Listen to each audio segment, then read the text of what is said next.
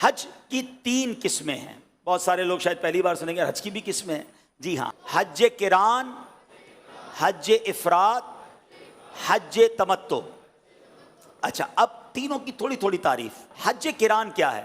یہ سب سے افضل حج ہے، اور حج قران کرنے والے کو قارن کہا جاتا ہے. جو حج قران کرتا ہے نا، اس کو قارن کہا جاتا ہے. اچھا، یہ عمرے اور حج دونوں کا احرام ایک ساتھ باندھا جاتا ہے. یعنی یوں سمجھ لیں آسان لفظوں میں، عمرہ اور حج ملا کر کیا جاتا ہے. آپ احرام جب باندھیں گے گھر سے جاتے ہوئے، تو احرام باندھیں گے کہ عمرے کا بھی احرام باندھ رہا ہوں، حج کا بھی احرام باندھ رہا ہوں. اور اب یہ احرام کھلے گا حج کے بعد. عمرہ آپ کر لیں گے لیکن احرام نہیں کھلے گا. یہ افضل بھی ہے اور مشکل بھی ہے، کیونکہ جب تک احرام رہے گا، جب تک حج کے معاملات کمپلیٹ نہیں ہوں گے.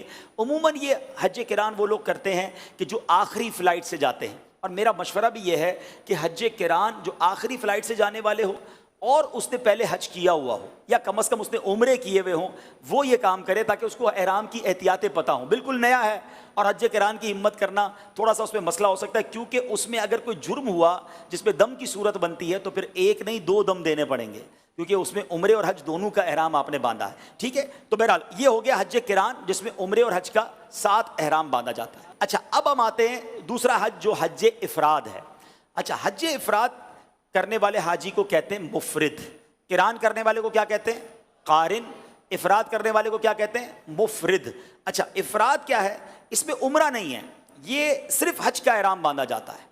اور جو مکے میں رہنے والے ہیں، جدہ میں رہنے والے ہیں، جس کو حلی یا مکی کہتے ہیں، میقات کے اندر رہنے والے، عموماً یہ حج افراد کرتے ہیں. یہ حج تمتع اور حج قران نہیں کر سکتے. یاد رکھیں، وہ حج افراد کرنے کے علاوہ حج تمتع یا قران کریں گے تو ان پر جو ہے وہ دم ہو جائے گا. ٹھیک ہے نا.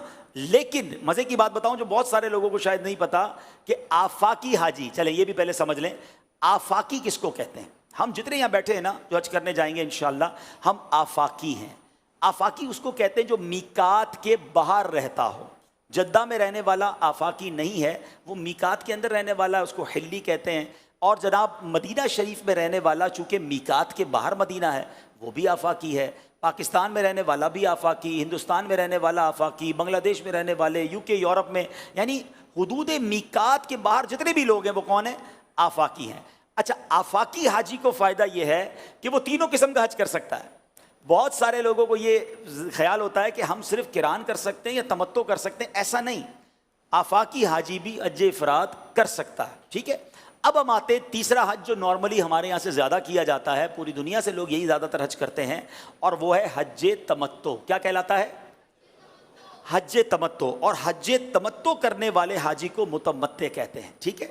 یہ حج کیسے ہوتا ہے کہ یہ پہلے عمرے کا احرام ہم باندھیں گے، وہاں جا کے عمرہ کریں گے، عمرہ کرنے کے بعد احرام اتر جائے گا، سکون سے مکے میں اپنے معاملات سے گزارتے رہیں، طواف کرتے رہیں، عبادت کرتے رہیں.